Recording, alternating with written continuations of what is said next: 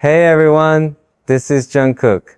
Before we start, I want to know where you're listening from.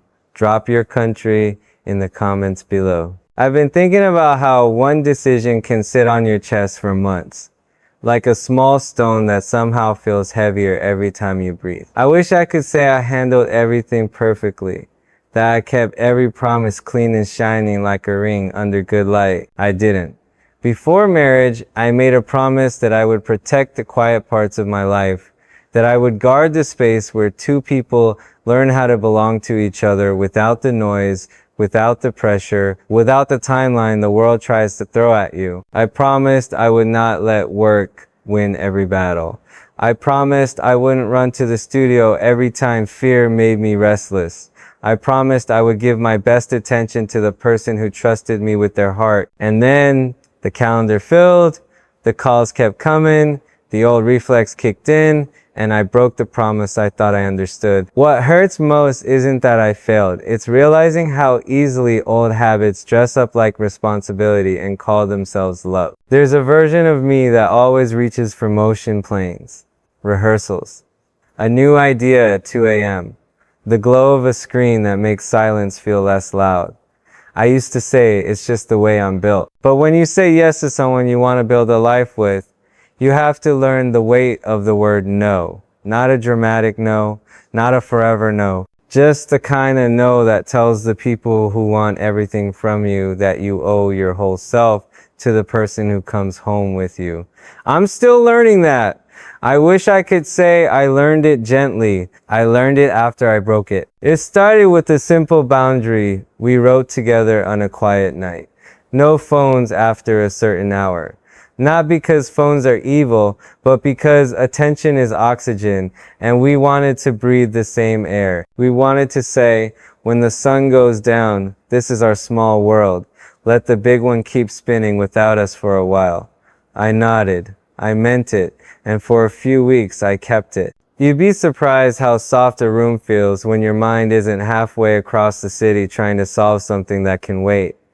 You settle, your shoulders drop, your voice gets warmer without you pushing it. You taste your food and it tastes like more than just food. You laugh and it doesn't sound like a performance. I felt that, and I felt proud of it. Then a deadline came early. Not a monster, just an ordinary, important thing that people were counting on. I told myself I'd check one message after the hour. We promised to put everything away, just to keep the machine smooth. One message became 3, 3 became 10, and by the time I looked up, the room had changed. It was the same apartment, the same lights, the same couch, but it wasn't our world anymore. It was an airport gate and I was already boarding. I saw the quiet on her face and I told myself I'd make up for it tomorrow. You know that tomorrow that never shows up? That one. It doesn't announce that it's missing.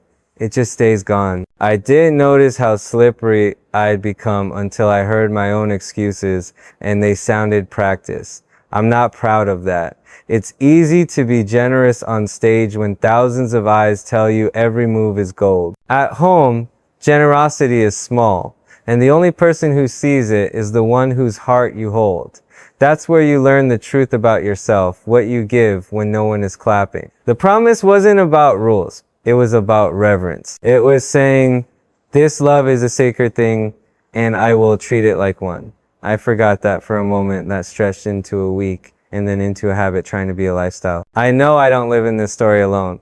The members Hyungs who've watched me grow up on stages and in green rooms and in airports where the air tastes like coffee and neon, each of them carries a piece of the map I'm following. RM has this way of reminding me that intention without structure is just a wish. He didn't lecture me. He didn't need to. I could hear his voice in my head asking the question he always asks himself, what are you choosing with your time? Not what are you saying you care about, what does your calendar say you care about? That question landed like a gentle punch. The answer wasn't what I wanted it to be. Jin has a lighter way of showing love, and yet it cuts right to the center. He's the one who makes small moments feel big, like cooking a simple meal and laughing too loud and somehow making that a holiday. When I broke the promise, I kept thinking about how he turns an ordinary night into a memory you can't forget. And I asked myself why I was trading those nights for something that didn't even remember me back. Work doesn't miss you. People do. Suga is honest in a way that feels safe. He doesn't push you. He holds up a mirror. In the mirror, I saw a version of myself building something with both hands, but leaving the door half open for escape. You can't build a home while standing on the front step with your shoes on. There's a kind of bravery I'm still learning, the bravery of staying. Not staying in the room like a statue, but staying with your whole attention, your whole tenderness, even when your mind is itching for a problem to solve somewhere else. J-Hope has energy that could wake the sky. His joy is discipline. And I don't think people talk about that enough. He chooses it daily. Watching him helped me see that presence isn't an accident either. If I want to be the kind of man who makes the room warmer just by being in it, I have to train my attention the way I train my voice, my body, my breath. You don't wake up with mastery. You practice it. And love is something you practice, or it becomes something you perform. I don't want performance at home. I want a life. Jimin knows my soft spots and my shortcuts and the places where I put pressure on myself that nobody asked me to carry. He has this way of saying less but hugging you longer. And the hug is the message. You learn from that too. You learn that fixing isn't always better than feeling. And sometimes the courage is letting someone see you as you are without trying to clean up the mess first. When I broke the promise, I tried to fix it fast. That's what I do. But some things you don't fix by speed. You fix them by sitting in the quiet, unarmed, and admitting you got it wrong. Taehyung carries stillness I envy. I think about the way he can be in a room and you can feel his calm leaking into the walls. When everything felt loud in my head after the promise slipped, I kept seeing that stillness like a lighthouse. I wanted that not just for me, but for us. I wanted to be a place, not a project. A place you come back to and know you're safe. You can't offer that if you're always sprinting mentally. Even if your body is sitting right there, the body can fake presence. The breath can't. The breath tells the truth. So I did something that felt small, but turned into the start of repairing what I had dented.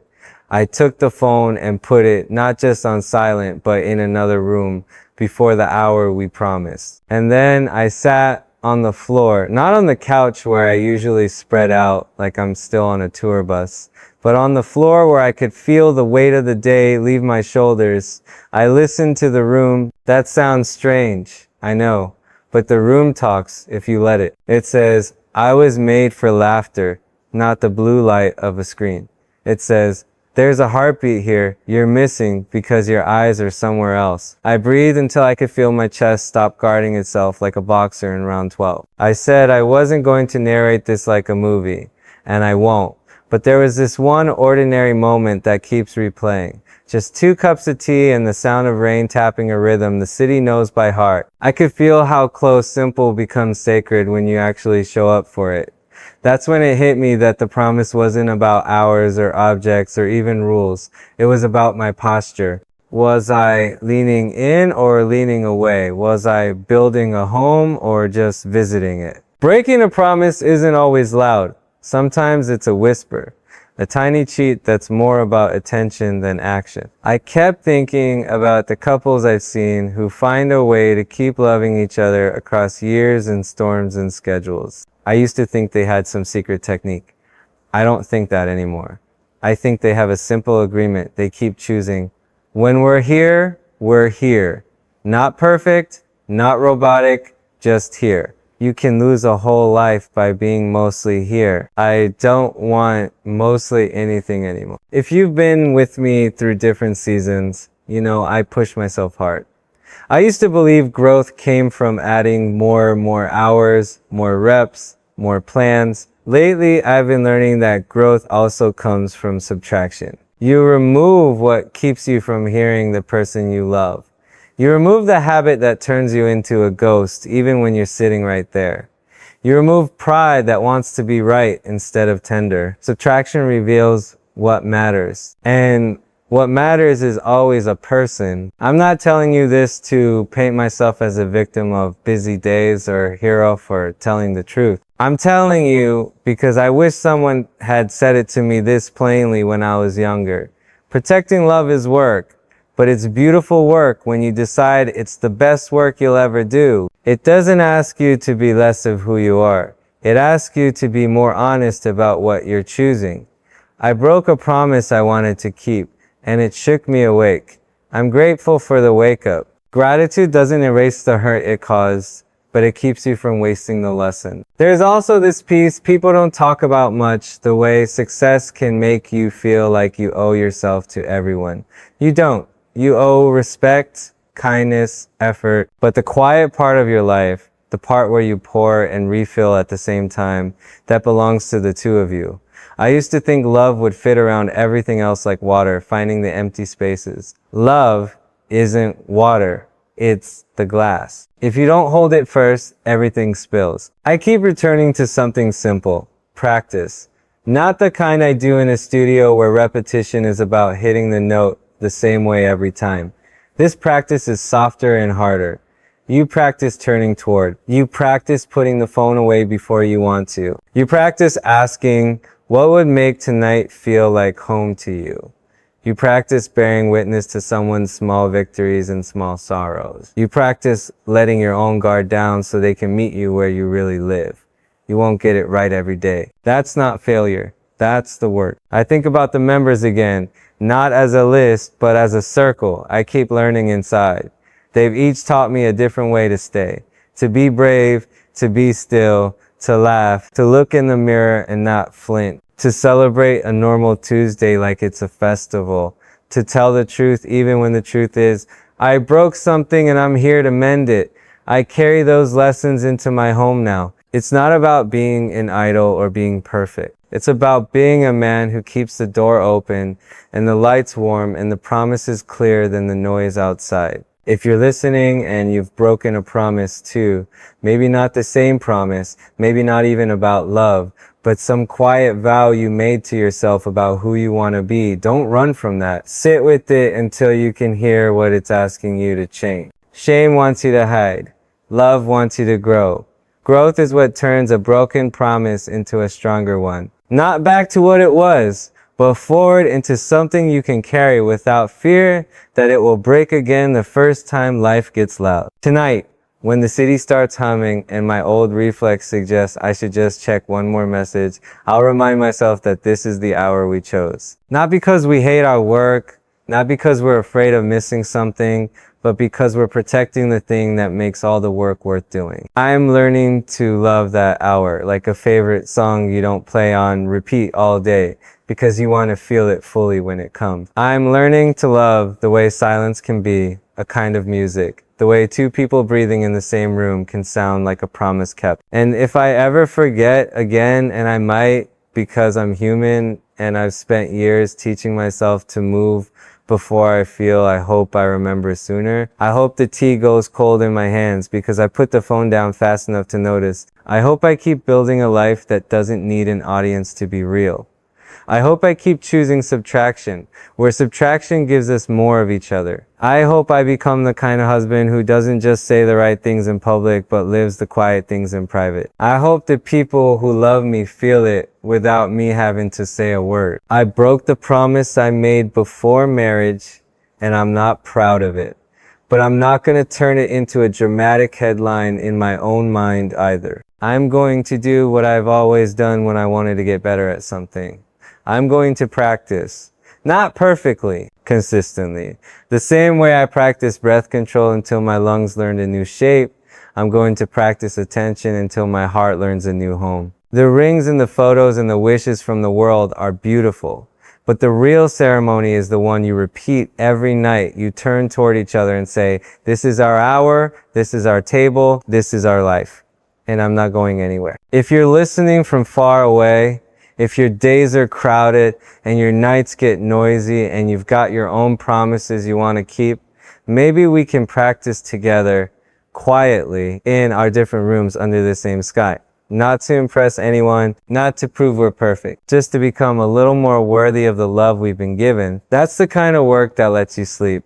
The kind that makes morning feel like a second chance without you doing anything except showing up, breathing in, and choosing again. The morning after I told the truth to myself felt different in the quiet way a room feels after you move the furniture 2 inches and somehow the light lands better. I woke up before the sun, not because of an alarm or a schedule, but because the weight in my chest had shifted into something like responsibility with a pulse. I made the bed slowly, like I was making a promise with my hands. The kettle hissed and the steam curled up like a soft reminder that small things have their own kind of music if you let them play.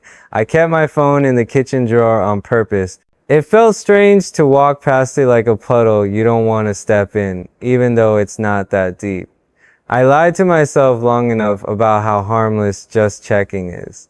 I know better now. Attention isn't a puddle. It's a river. It will carry you away if you don't anchor something down. I keep thinking about how love changes the definition of progress.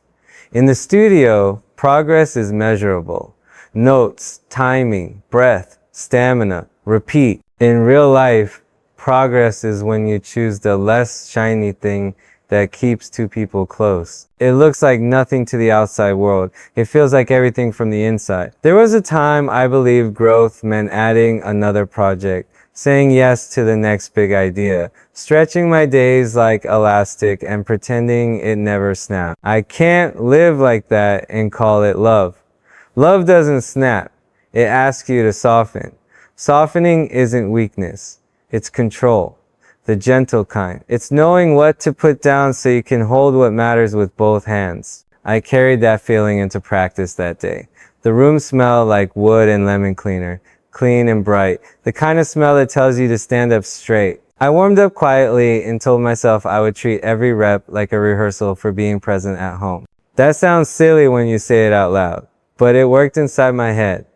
When the track came on, I noticed how I often chase the next beat before the current one ends, like my mind is already across the bar line. I do that in conversations too, my brain sprinting ahead to solutions when the moment only needs me to be there. I tried something new. I kept my mind exactly where my feet were. No anticipation, no exit route. I let the beat finish before I moved. It sounds like a tiny thing.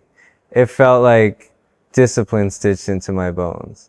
I saw RM later, and even without heavy words, I could feel the way he pays attention to the architecture of a day. He has this invisible notebook in his mind where time is a blueprint, and I'm learning to draft better. He once told me that freedom isn't having no structure, it's having the right structure so your heart can breathe inside it. I finally understand what that means when I put the phone in the drawer and felt the room widen. I used to think structure was a cage. It's a frame. A song without a frame is just noise. Jin sent a picture of a ridiculous apron he found, pink with a giant bow, and wrote one line that made me laugh out loud in the kitchen. I looked at the tea, felt the sun land on the counter, and understood his secret again. He turns normal into celebration without asking permission. That's the skill I need most. Showing up to the regular day and deciding it deserves warmth. When I broke the promise, the room got colder. When I chose the tiny, steady change, the room put its sweater back on. That's what it felt like, comfortable, lived in, safe. Suga texted a song idea that was basically a heartbeat with 2 notes, leaning into each other the way people lean into each other when they're tired and happy. I played it soft on loop while I cleaned up. The loop made me think about habits. The sad kind spiral you into distance 1 inch at a time. The hopeful kind lead you gently back to the center. I'm not dramatic when I say this. The difference between those loops is attention. You feed the wrong one, it grows teeth. You feed the right one, it grows roots. I'm trying to grow roots. J-Hope's morning videos got me moving. And I remembered how he turns repetition into joy. He doesn't wait for motivation. He manufactures it with rhythm and light. That's presence too. It's not an accident, it's an act. I used to romanticize spontaneity like it was the purest form of being alive. It's beautiful in art, in love. The most beautiful thing might be reliability. Not boring, steady, Steady is the opposite of boring when your whole life is built on motion. Jimin sent a voice note that was basically a smile shaped like sound. You can hear care in a voice even when someone says almost nothing. I stood there and let it wash the last bit of guilt off the edges of my day. Guilt tries to make you stuck. Care pulls you forward without punishing you for learning slow. I needed that permission.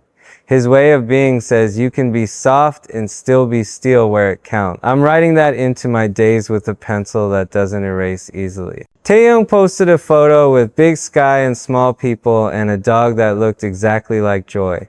It reminded me that perspective is medicine. The promise I broke felt huge inside my chest. And it is, but it's also one chapter.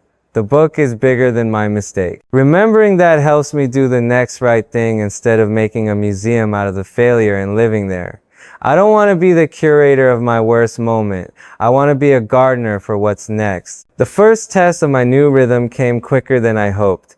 An opportunity lit up my screen with all the bright words that make my heart race exclusive.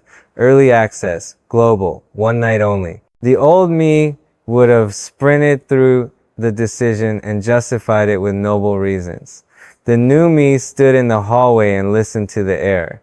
That sounds strange, but I'm honest about how I make choices now. I asked myself the question I stole from RM's invisible notebook. What does my calendar say I value? I looked at the hour, the promise carved into it, and I knew the answer. I said no kindly and didn't explain my whole soul. No is a full sentence when you've already said yes to something better. The second test was quieter. It was a wave of loneliness that came out of nowhere, the way a memory sometimes slips under your door. I wanted to numb it with scrolling and headlines and noise, pretending to be connection. I sat on the floor again instead. I let loneliness be an invitation to breathe deeper, not a signal to run. It passed like weather, and on the other side, I felt more present than I felt in a long time. I'm learning that not every feeling is a problem to solve. Some feelings are just visitors reminding you that you're human. You don't have to entertain them forever. You can open the window and let them move on. Repair isn't grand. It's not a montage set to a song with big drums while you transform in 3 minutes. Repair is groceries and shared playlists and remembering which side of the bed isn't good for their shoulder and folding a blanket the way they like it, because you paid attention. Repair is being on time to a small plan and leaving the last bite because you know they want it, even if they say they don't. Repair is sending a message that says home at 7 and arriving at 6:55 because your word is a living thing and you're done starving it. Repair is asking, what would make tonight feel calm to you? And then actually doing it. No fanfare, no speech, just doing it. I started writing down the things that make us feel safe so I don't depend on memory when I'm tired. Soft lamps, not overhead lights. Phones in the drawer before dinner. 2 songs with no talking while we eat. Tea at 9. Walk at 9:30 if it isn't raining. If it is, rain on the window becomes the walk. And we sit together and count the beats between thunder and light. It sounds like a list, but it's not a list, it's a language. Every couple has a language. Ours is quiet on purpose. You can hear a heart better when the room isn't shouting. I'm not trying to perform sainthood. I still get itchy around edges of silence and want to check the world like it owes me certainty. I still catch my thoughts drafting answers to questions nobody asked. But the more I practice, the more I understand that love is less about getting rid of those impulses and more about noticing them early and choosing better.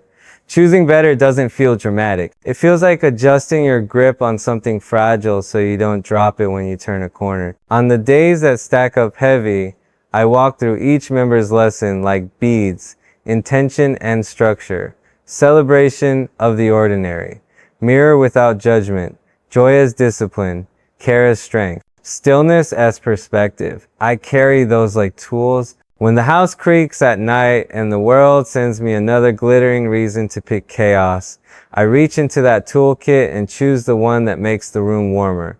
Most nights it works. On the nights it doesn't, I say it out loud to myself without drama. You slipped, you saw it, you turned back.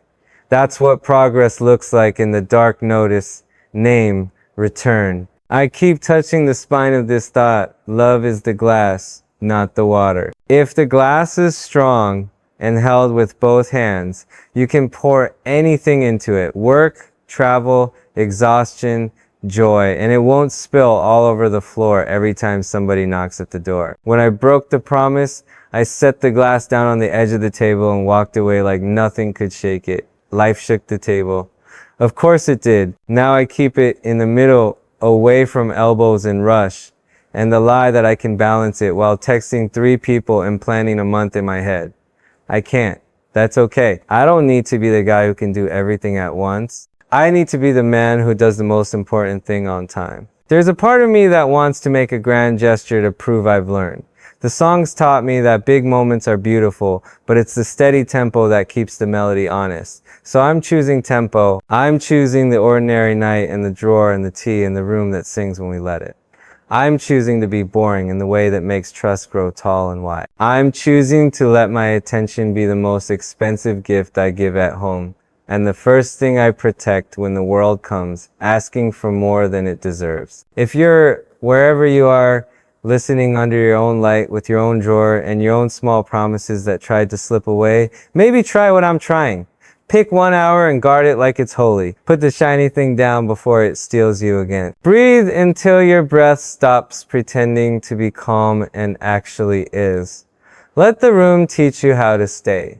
You don't need a ceremony to renew a vow. You just need tonight and a choice that looks simple from the outside and feels like bravery on the inside. I'm making that choice again in a few hours. Not perfectly, on time. And if I keep doing that, the promise I broke becomes the promise I keep quietly, consistently, until quiet and consistent starts to feel like joy. The third day felt like a rehearsal for a life I kept saying I wanted but hadn't fully learned to hold. There was a family dinner on the calendar, nothing fancy, no cameras, just people who know my childhood laugh and the way my eyebrows give me away when I'm not okay. I told myself this is exactly the kind of night the promise was made for. A simple table where love doesn't need to shout to be heard. I could already see the steam rising off the soup bowl, the clatter of spoons, the way stories fold over each other when everyone talks at once. I wanted to show up early, not to impress anyone, but to prove to myself I can be the first one in the room that matters most. On the way there, the world did what it always does when I try to choose steady over shiny. It dangled something urgent and sparkly in front of me. My manager called. A big brand wanted a surprise drop-in. The kind of thing that looks small on paper and somehow turns into 20 new obligations in 3 days. I could hear the old script loading, the one where I find a way to do both and end up doing neither well. My hands got warm on the steering wheel. I pulled over and sat there while the turn signal clicked like a metronome. I didn't negotiate with myself this time. I said no, not because I don't care, because I do. I care about being the man who keeps the appointment that doesn't trend. I care about the kind of love that doesn't ask for proof, just presence. I called back, kept it simple, didn't apologize for having a life. The relief that washed through my shoulders was quiet, but it moved like a tide. It felt like getting a little of myself back. At dinner, there were the smells. I grew up inside: garlic, wake in the kitchen, rice, breathing out steam, the sweetness of something baking that makes a house feel like it has a heartbeat. I didn't reach for my phone. I didn't tell long stories about the work I'm proud of.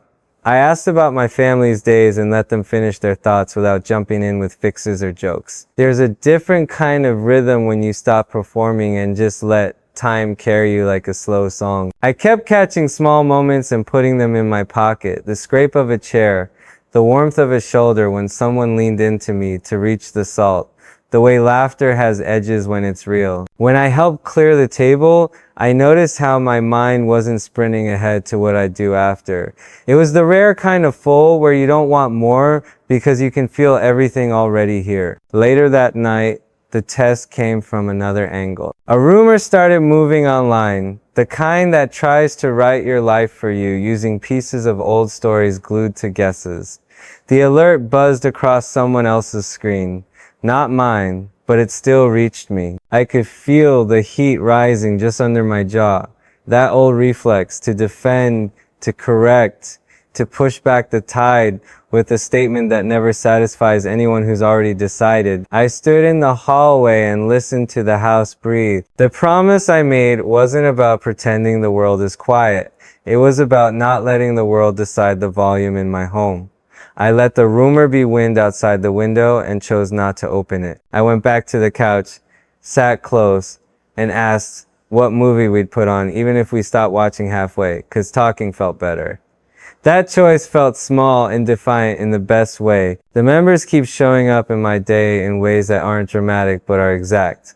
RM sent a photo of a page he was reading, a line about patience being a form of courage. I read it twice and felt my shoulders drop. Patience is courage when you've spent years teaching your nervous system to chase the next note. Jin posted a ridiculous selfie in oven mitts shaped like animals, and I swear something in me unclenched. He doesn't make light of life. He fills it with light until the heavy parts don't win. Suga sent a voice memo that was just a drum pattern with a space inside it, like he carved silence into sound on purpose. I listened and understood the assignment. Leave room. J-Hope sent me a link to a dance clip I'd forgotten we did, and all I could see was how focused we were on each other's timing, not our faces. That's love too, finding your place in someone else's rhythm without erasing your own. Jimin texted a sentence that felt like a hand on the back, steadying, not steering. Taeyong sent a picture of his dog asleep in a square of sunlight and added nothing because nothing needed to be added. The message was the light itself. I started a new practice that morning and kept it through the day. Every time I felt the itch to reach for distraction, I put my palm on my chest and checked if my breath was shallow. If it was, I paused until it softened. It sounds simple, but I don't think I ever realized how much of my hurry lives in my lungs. I brought that same check-in to conversation, to dinner, to the quiet moment before bed when the mind wants to replay the day like a critic. I let the critic get tired without feeding it. I turned toward the person I love and remembered why the promise mattered in the first place. Not because anyone told me to be better, because better is the shape of the life we said we want. There was a moment in the kitchen where the old me and the new me stood facing each other. The old me said, "If you don't answer this opportunity, they'll stop asking." The new me said, "If you don't answer the door to your own home, love will stop knocking so gently." I chose the door that leads to a room I want to keep returning to. I wash dishes slower than I ever have. Not to stall, but to pay attention. Water on skin. The soft clink of plates. The smell of soap I never noticed because I was always somewhere else in my head. I realized then how often comfort hides inside chores when you do them with your whole self. Before sleep, I wrote down only 3 things from the day, so I wouldn't drown in analysis. I wrote that I said no once, and it felt like yes to us. I wrote that I listened more than I spoke, and didn't feel smaller for it. I wrote that love didn't ask me to be exciting tonight. It asked me to be on time. I closed the notebook without a plan for tomorrow except to repeat what worked. Not perfectly, just repeat. Discipline is love when it shows up as protection, not control. I keep thinking about privacy in a way I didn't when I was younger. Privacy isn't a moat to keep people out. It's a garden wall that keeps the wind from breaking the stems. Inside that wall, you learn the details that make a life. How someone laughs when they're trying not to. The words they reach for when they're tired. The way they stack books on the nightstand even though they read on their phone. You can't collect those details if your mind is always pointed outward. The promise I broke before was a crack in that wall. The promise I keep now is mortar in the places that needed strength. In the quiet, I felt a pull to make some grand speech, to apologize with big gestures so the guilt would quiet down faster.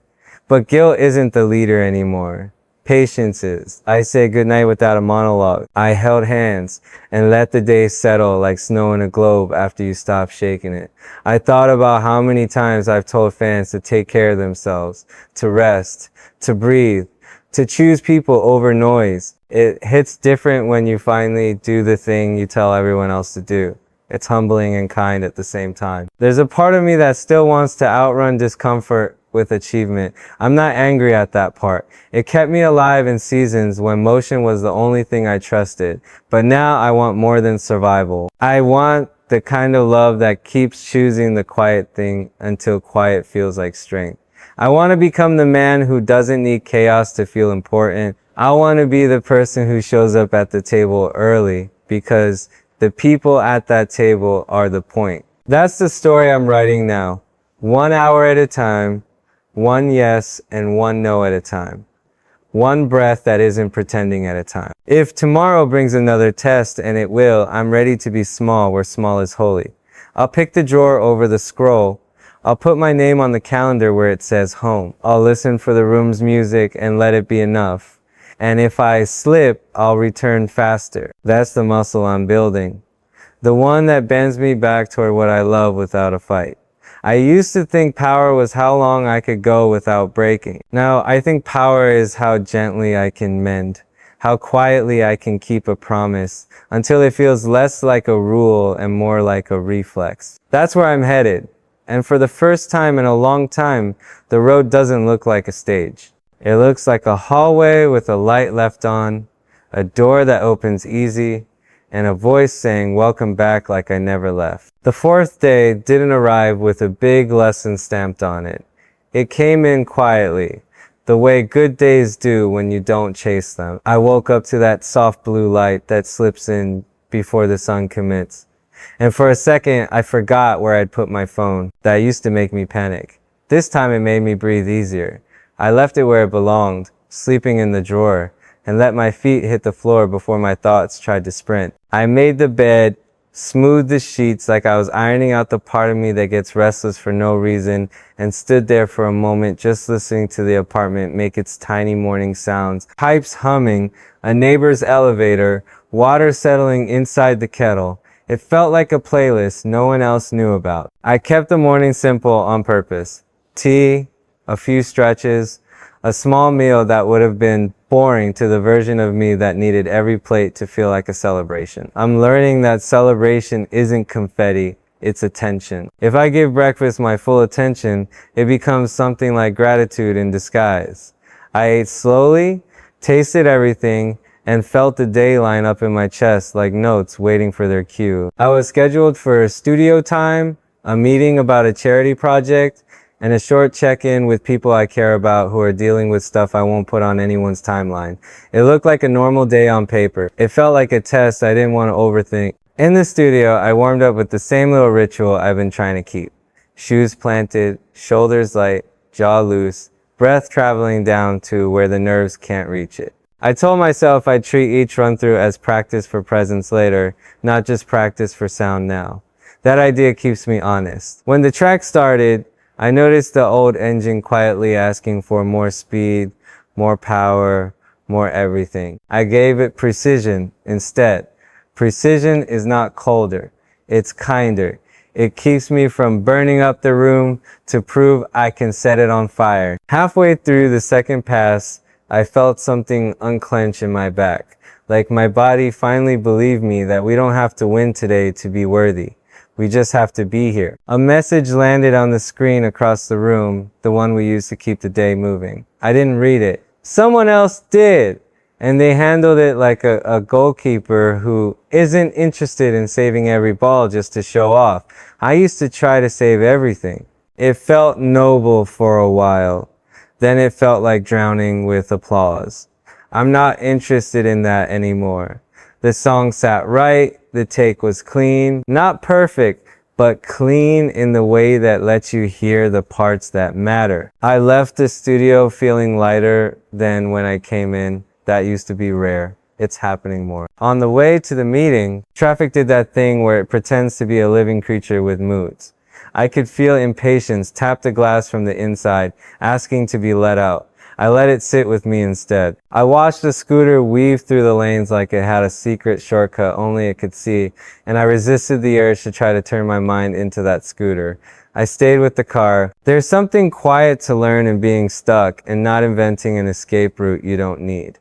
I arrived 3 minutes late and apologized once, not with a speech that tried to erase the reality. We started, we listened, We made decisions. The charity project felt honest.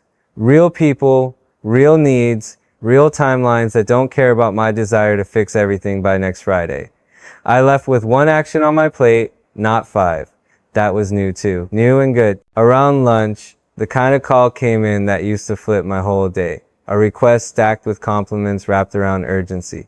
Old me would have felt grateful and wired and obligated all at the same time. New me checked the actual cost. Time, attention, energy, the hour at night we promised to protect. The way my mind tends to buzz for hours after I say yes to something that looks small and lives big. I said I'd think, and then I actually thought. I counted what I'd be stealing from later and from home. I said no with a steady voice. I didn't qualify it to make it sound like yes in disguise. I just let no be a clean line. There's a kind of relief that arrives when you choose in a way your body recognizes as truthful. My shoulders dropped without me telling them to. In the afternoon, I went back to something basic. Laundry. I've never been a laundry person. The machines feel like a reminder that life is constantly making and unmaking itself, whether you participate or not. But I folded quietly, matched socks like I was matching beats, and put things where they belonged.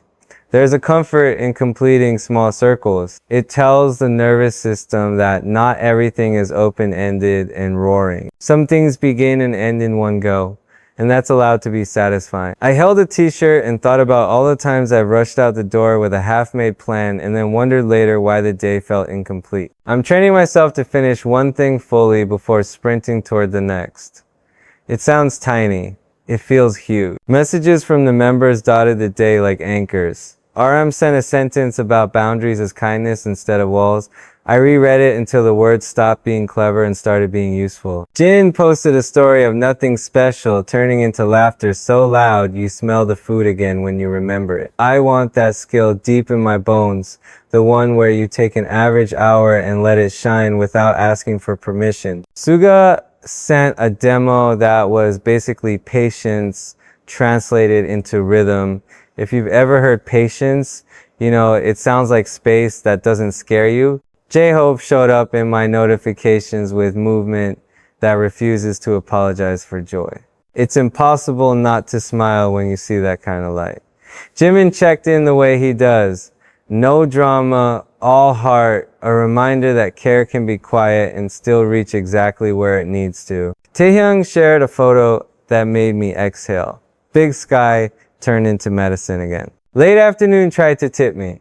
A comment thread spun up with theories and names and the usual collage of proof that proves nothing. I hovered near it without touching it. There's a difference between ignoring and not indulging. I'm learning the line. I let the thread be a weather system somewhere else and put my hands into something my future self would appreciate. I prepped dinner earlier than usual so I wouldn't use hunger as an excuse to opt out of our evening hour. Cutting vegetables with a steady pace is its own form of breath work. The board clicked lightly under the knife, a rhythm I could feel in my rib cage. It's funny how the body will believe the truth before the mind catches up. By the time everything was simmering, I was already in the night I wanted. Evening has a way of testing what you decided in the morning. Mine usually starts with the door, the shoes, the keys, the small question of whether I'm going to bring the whole world into the room or leave it in the hallway to cool off. I left it outside. Phones went away before the promised hour. Not at the last second, like I'm bargaining with myself. Lamps on, overheads off. Music that knows how to sit beside conversation instead of drowning it. We ate, and I remembered that chewing slowly is another way to show you're here. I asked questions I actually wanted to hear the answers to. I didn't plan my next thought while listening. When the urge to rescue showed up, I let it stand quietly in the corner until it realized it wasn't needed. Most problems don't want a hero. They want a witness and a plan that can survive a Tuesday. After dinner, we cleaned up together. It sounds too simple to mention, but there is a moment when the last plate is placed where it belongs and you can feel the room exhale. I'm chasing that exhale these days. The one that says we did enough for tonight and the rest can live tomorrow. The old restlessness tried to sell me one more check of the outside world. I let it talk until it got bored. We made tea and sat with rain tapping out a tempo on the window. If you listen long enough, rain teaches you patience without giving you a lecture. The room felt like a friend I had been ignoring for years. Before bed, I wrote again. 3 lines, no more, so I wouldn't turn reflection into another job.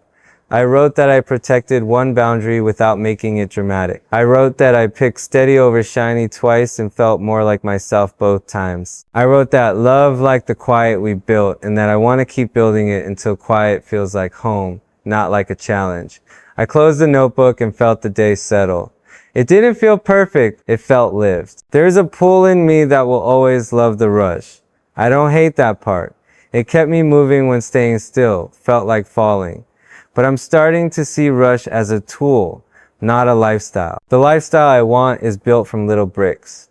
A drawer that stays closed. A meal that doesn't ask to be anything more than warm. A conversation that doesn't need to end in a solution. A phone call I don't take. A text I answer tomorrow because nothing breaks if I choose to be human before I choose to be reachable. Those bricks make a wall that doesn't shut people out. It shelters what we're trying to grow. If tomorrow shows up with lights and noise and opportunities with shiny names, I'll be polite and exact.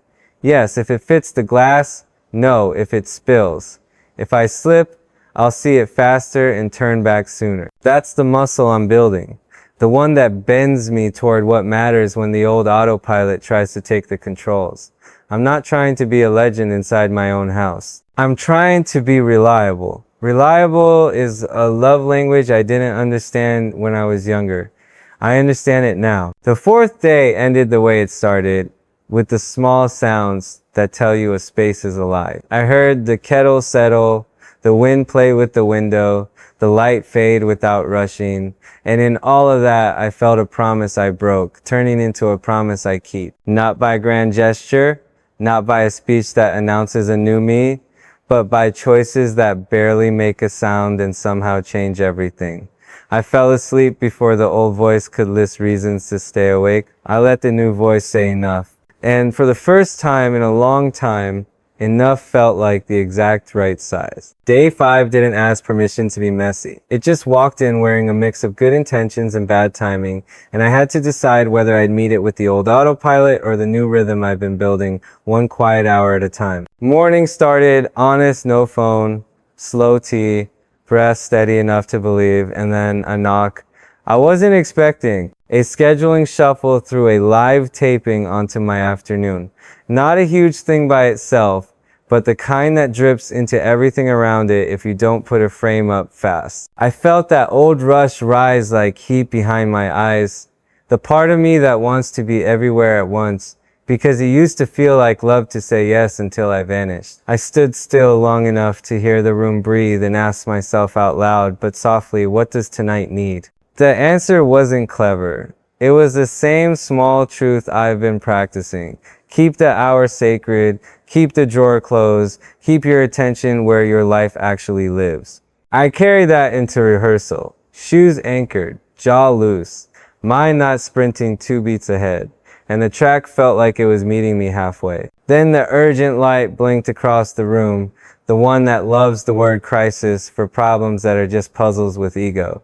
Someone wanted a quick rewrite, a new verse, a different tone right now. Old me would have cracked his knuckles and tried to fix the whole building with a paperclip and adrenaline. New me checked the cost. Could I shift, deliver, and still arrive in the evening like a person instead of a leftover? I split it into what's possible. 10 focused minutes to listen, 15 to try one version, 5 to decide if it serves the song or just someone's mood. It turned out the problem wasn't the verse. It was nerves. We let the take breathe instead of stuffing it with tricks, and the room settled. Crisis avoided by not pretending to be a superhero. That felt like growth I didn't need to post about. Around noon, the online weather changed.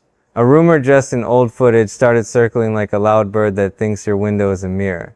I didn't touch it. I let people who know the difference between noise and news handle it. My pulse still spiked because I'm human and because I don't like watching strangers assemble a version of me that never sat on my couch. I did the chest palm check I promised myself I'd do when the itch to grab the world gets loud. Breath was shallow. I slowed it down. There are 1,000 rooms I could run into when that happens. I picked the one with sunlight and a bowl of fruit, and a message from Jin about something ridiculous he found in a grocery store aisle. It's wild how a photo of a cartoon-faced parrot can yank you back into your own body. Laughter is a rope. RM sent a line about non-negotiables, and I took it seriously. If your boundary needs a long explanation every time it shows up, it's not a boundary yet, it's a request. I wrote down mine again in simple words. Phones, sleep before dinner. Say no cleanly if it steals the hour. Eat, sitting down, be on time to the people you love. Suga dropped a skeletal drum loop with pockets of silence that felt like rooms with open windows. I listened and heard a lesson tucked inside the hi-hats. Leave space you don't rush to fill. J-Hope's morning clip had me grinning, a reminder that repetition is a celebration when you choose it. Jimin checked in with a few words that somehow rearranged the noise into a shape I could walk through. Taeyoung posted sky again. And sky is the opposite of panic. The live taping went fine. Not perfect, not a fireworks show, just work done with a steady hand. I finished, thanked people straight, didn't let the compliments turn into a reason to pile more onto the day, and left before the afterglow could talk me into another meeting. Traffic tried to pick a fight again, but I didn't climb into the ring. I watched a kid on the sidewalk hop over cracks like they were rivers, and it reminded me that the ground you walk on is only dangerous if you pretend you're somewhere else. I kept my mind on the lane I was actually in. Back home, I prepped dinner earlier than usual because I know myself too well. Hunger plus hurry equals me reaching for the bright thing that ruins the hour we promised to protect.